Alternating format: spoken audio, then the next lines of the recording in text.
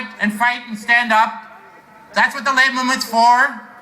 We're here not only to demand justice for teachers, but for all public sector workers.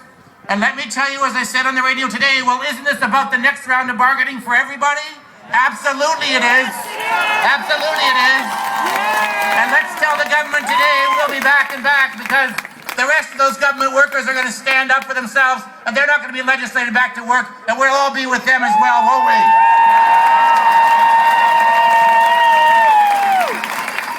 I said when I started that I love this labor movement. It is what's made this province what it is today. The fact that the people in this building don't respect us is a sad comment on them, not us. It's a shameful comment on them. But I know in my guts that this is the movement that's built this province, that built the human beings that built the province, that ran the education, that take care of us when they're sick, that built the dams, that run the roads, that build the products, that go in the woods, to cut down the trees, to do all that work. That's the working people of this province, and today we say to this government, we've had enough. All of us together, let's keep up this fight, sisters and brothers. There's a long way to go yet. Thank you.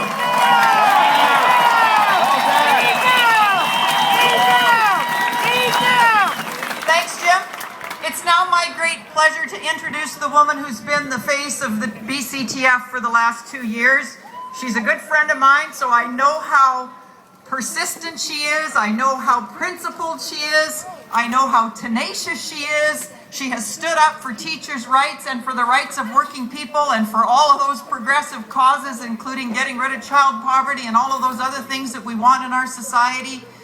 She's just been fabulous, articulate, and really not allowed teachers in this province to be bullied. Please welcome my good friend Susan Lambert.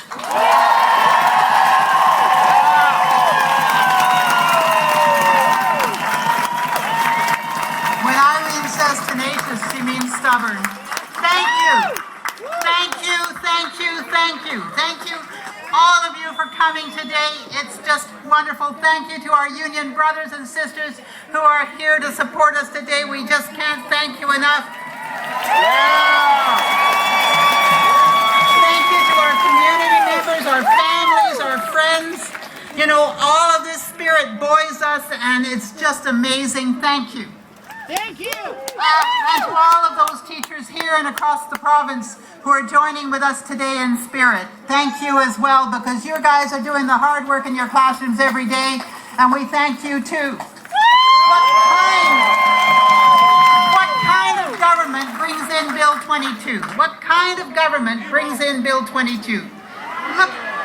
Look at what this legislation does. It robs us of the right to free collective bargaining. It stacks the deck against us that have already been stacked. You know, we've been designated an essential service, and we played by the rules of their game. We started bargaining in good faith a year ago. Jim, the right man in the right place at the right time, with our stalwart bargaining team, have been at the table for 78 sessions. We stayed at that table even though it became evident that it was futile. There was not an inch to be gained at that table. They stayed there for 78 sessions, and they asked us to take further strips out of our collective agreement from the ones that they've already taken in 2002.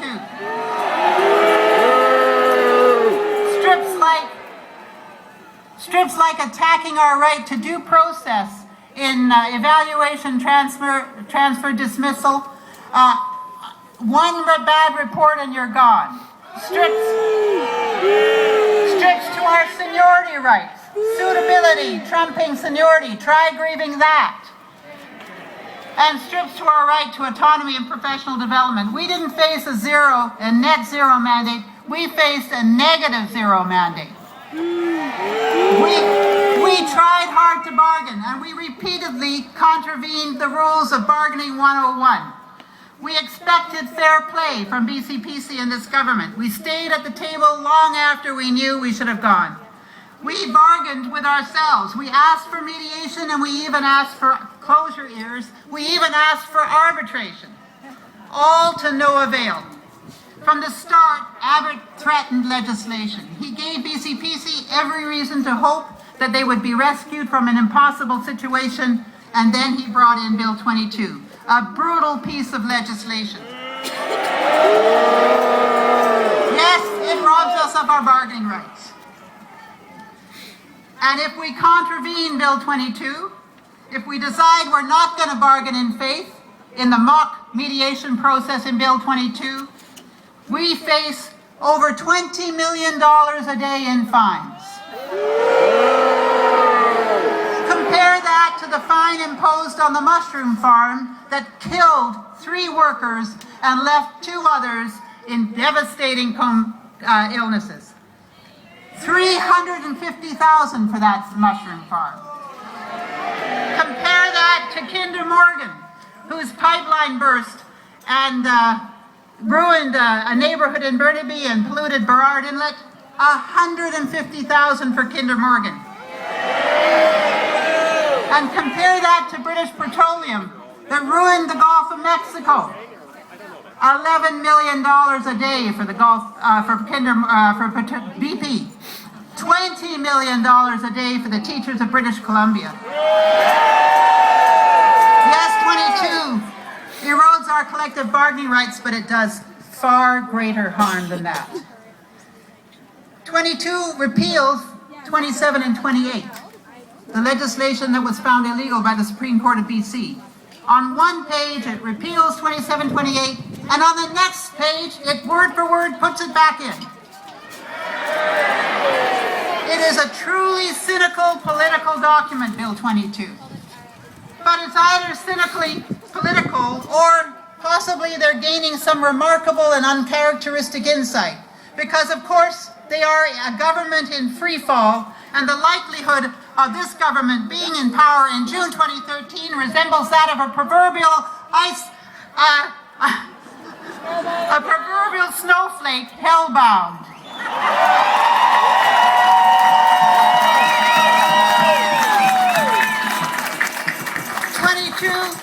Bill 22 absolves government of any responsibility to keep class sizes lower and to provide special programs for children with learning challenges.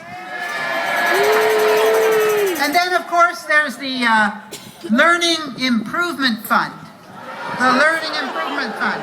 And just think about it. You know, they started to write this legislation after Trevor, the fact finder, tabled his report on Thursday. By Tuesday, 4 days later, it was in the legislature. 4 days. You think they did it in 4 days? I don't think so. So, with the lift, they put $30 million back in publication, and with the budget, they take $137 million out. So there's at least $100 million shortfall for the districts across this province to find. Are they going to find that in the couch? Our children, yeah, what couch? Our children will suffer next year. And Stephanie Karapatnik will detail that tragedy when she comes to speak. But we also know that the whole system has suffered this past decade.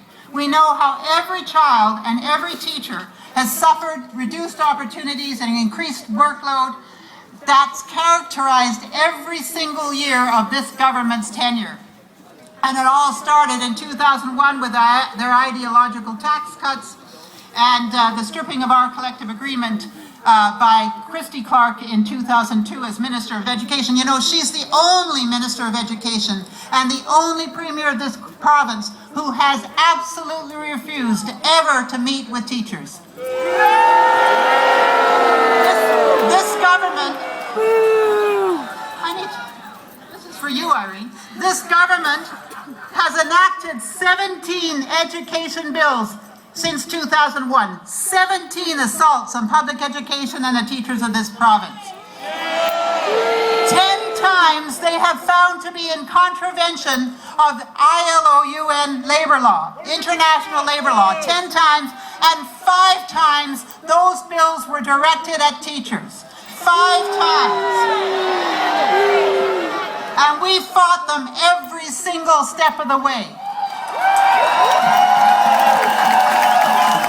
We fought them in bargaining, we fought them in the courts, and we fought them politically, and you know what? We've won and we continue to win. We've won in the court of public opinion, because this is what democracy looks like.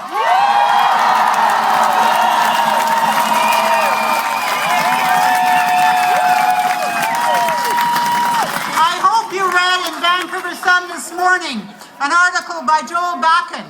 I'm just going to read the last part of it. I know my time is up. Governments are obliged to govern according to law.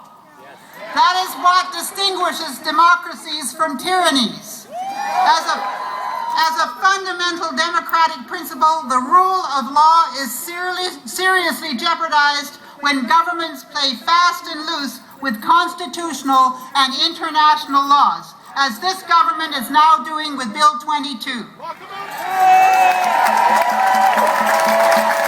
If Bill 22 becomes law, the government will demand that teachers respect its provisions, including those that make strikes illegal. It will condemn those who defy the act as lawbreakers and punish them with severe fines.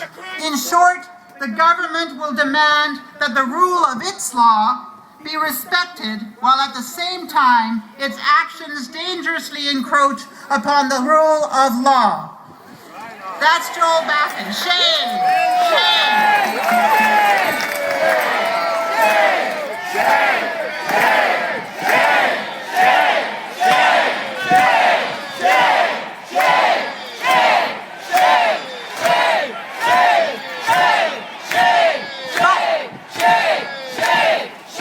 Bill 22 is tangible evidence of this government's arrogance. It's tangible arrogance of their disrespect, and it's tangible evidence of their contempt. It's evidence of their contempt for democracy itself. But the people of BC demand better.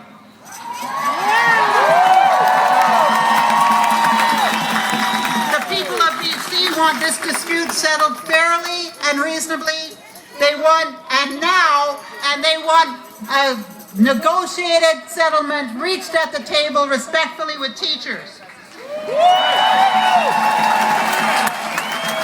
Unfortunately, we're not dealing with reasonable people. We're dealing with a group of people who will push this legislation through.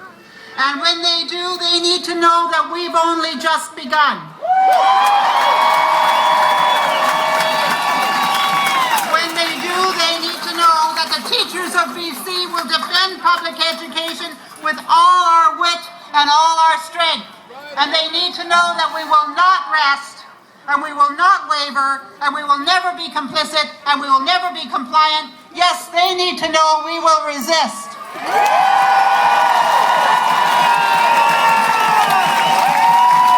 they need to know that we will do whatever it takes to restore the conditions that we need to teach our students, because we are teachers. We are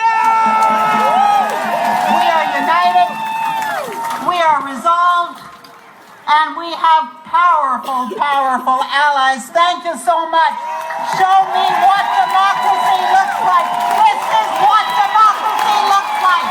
Thank you.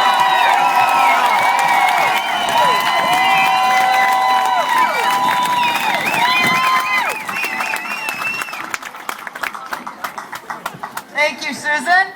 I see a few of you are tweeting and taking pictures. We'd like to encourage you to tweet to BC Poly and Kill Bill 22.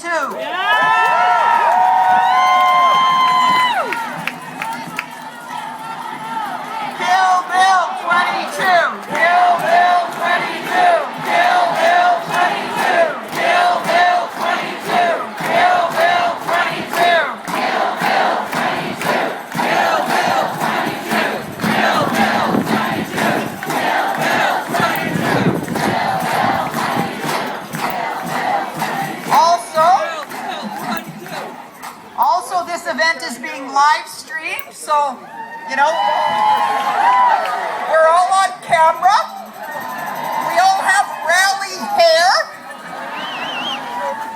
So give a big wave to everybody out there who's watching us on the live stream. Come on!